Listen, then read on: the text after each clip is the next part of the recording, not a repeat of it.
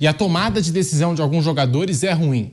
2 lances agora vem em mente. No primeiro tempo, o Rony, ele recebe um passe do Giai, se desequilibra e gera o contra-ataque do gol do Botafogo. E no segundo tempo, o Vanderlan, depois de uma jogadaça do Estevão pela direita, ele recebe sem ângulo algum para chutar, ele finaliza, mas tinha 2 jogadores do Palmeiras livres na área pedindo passe. Um deles era o Felipe Anderson. E o Vanderlan, não sei o que aconteceu, ele chuta e não arranja nada por ali. Então, chama muito a atenção também esses erros de tomada de decisão. O Palmeiras que chega no campo de ataque e não sabe muito bem o que fazer com a bola. Um desafio e tanto pro Abel Ferreira, hein, Pilhado? E o Abel Ferreira que já registra 6 eliminações na Arena do Palmeiras, hein? A gente fala do Abel, bicampeão da Libertadores, de muitos títulos, mas já tem 6 eliminações em casa.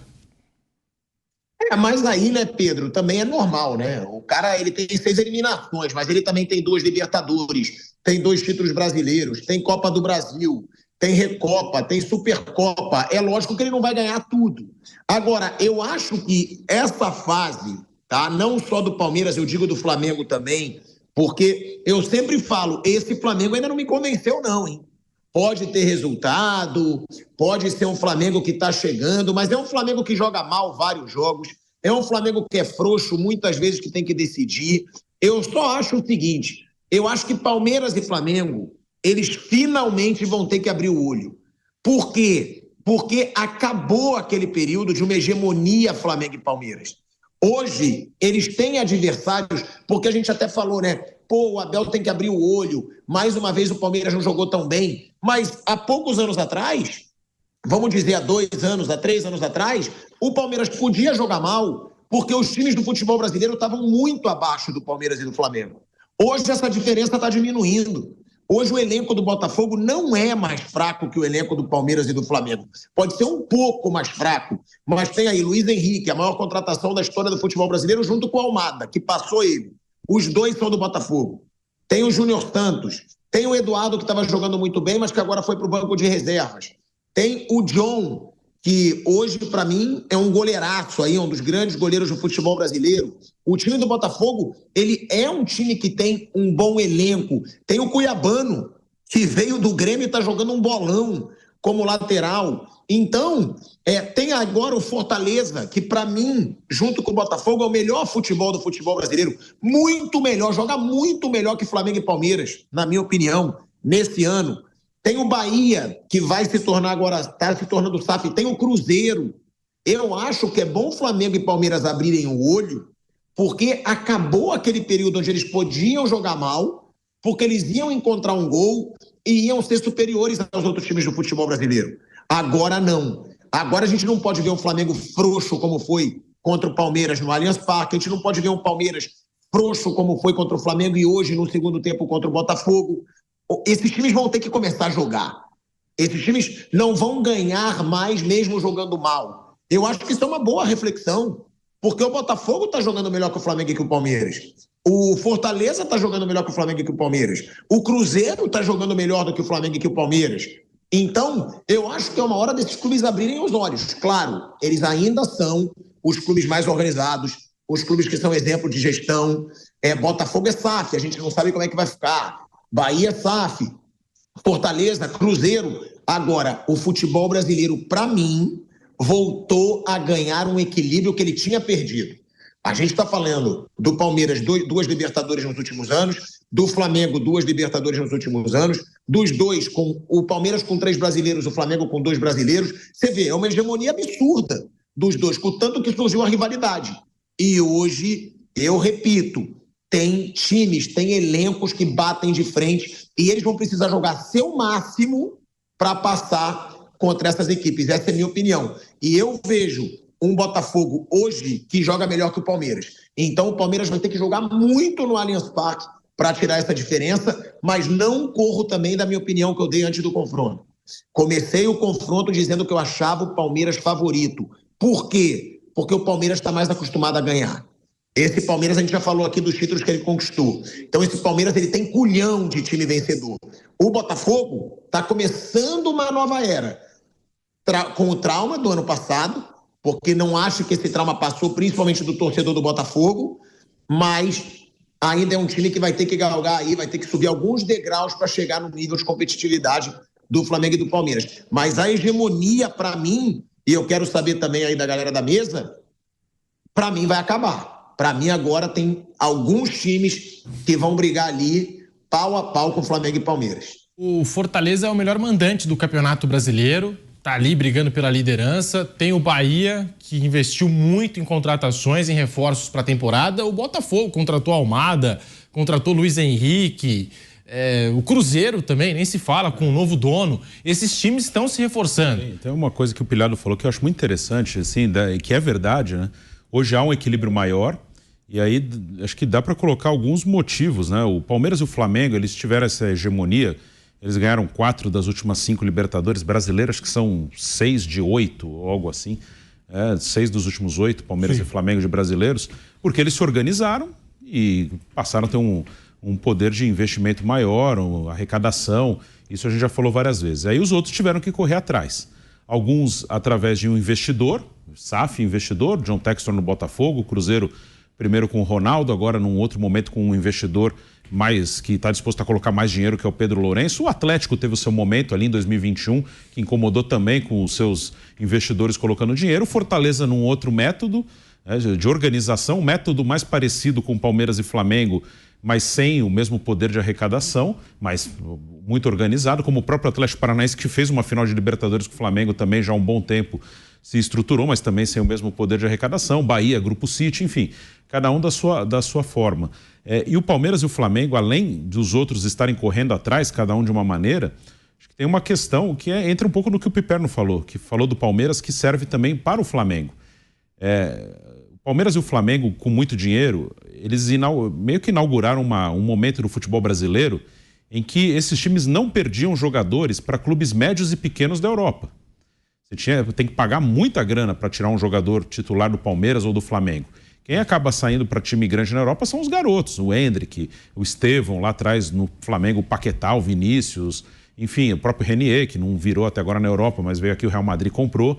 Mas antes vinha um Betis e tirava um titular de qualquer time brasileiro, um Valência. Como tirou do Fluminense o Luiz Henrique. Sim, e agora o Botafogo trouxe de volta. E o próprio Matheus Martins também era do Fluminense. Exato. Aí veio aquele Udinese / Watford, que é o mesmo dono, levou e ele jogou lá no Watford.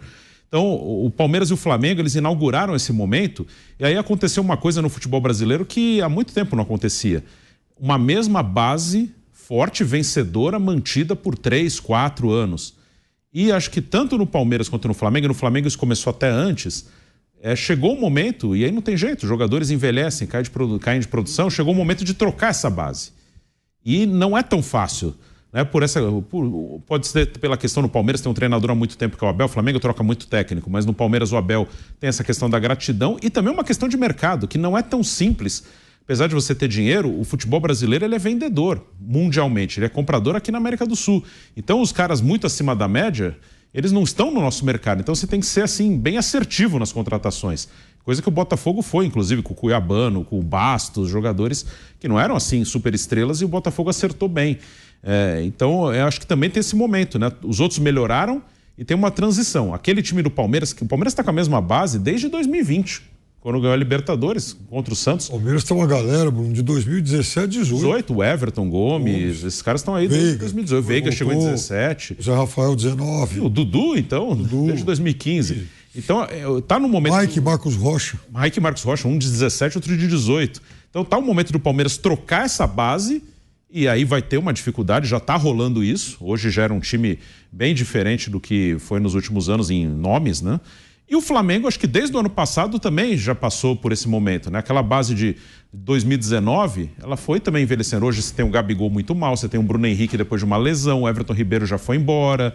São Gerson e Arrascaeta. Sim, então também está num processo, acho que o Flamengo começou um pouco antes desse processo, porque os caras caíram do Flamengo um pouco antes dos do Palmeiras, então o Flamengo acho que já tem uma cara mais de um novo time. E o Palmeiras está começando a montar um novo time, então também acho que tem esse momento em que os dois estão tendo que trocar uma base que durou aí 3, 4 anos. Mas assim, em relação ao Palmeiras, eu entendo que haja necessidade de uma renovação, mas é muito difícil você prescindir de caras como Gustavo Gomes, Zé Rafael Veiga, que são jogadores importantes ainda num contexto, né? A gente não está falando aqui de um clubinho da gratidão apenas. Sim. De um técnico que escala pelo passado. Não. Qual clube no futebol brasileiro não gostaria de ter um Gustavo Gomes, um Zé Rafael, um Rafael Veiga? Talvez o Rony seja um jogador que conta ali com uma paciência maior do técnico Abel Ferreira, né? E eu acho que passa muito também, isso que o Pilhado falou é interessante, em relação a novas forças do futebol brasileiro. Não estou falando de tradição aqui, mas de a força no momento. Passa muito pelos técnicos também. Você pega o Fortaleza, bateu muito a cabeça antes de achar o Vojvoda. O Fortaleza quase caiu para a segunda divisão do Campeonato Brasileiro em 2020 e 2021. Quando perdeu o Rogério Ceni, foi trazer o Chamusca e terminou o ano com o Anderson Moreira. Depois trouxe o Zé Ricardo, bateu muito a cabeça, até que achou o Vojvoda, um técnico que foi muito bem no União La Calera do Chile, fez com que o modesto time chileno fosse o segundo colocado do Campeonato Nacional, vem ao futebol brasileiro e se reinventa também. Não é um técnico que tem uma única forma de jogar futebol, né? Ele vai se reinventando ao longo da passagem dele.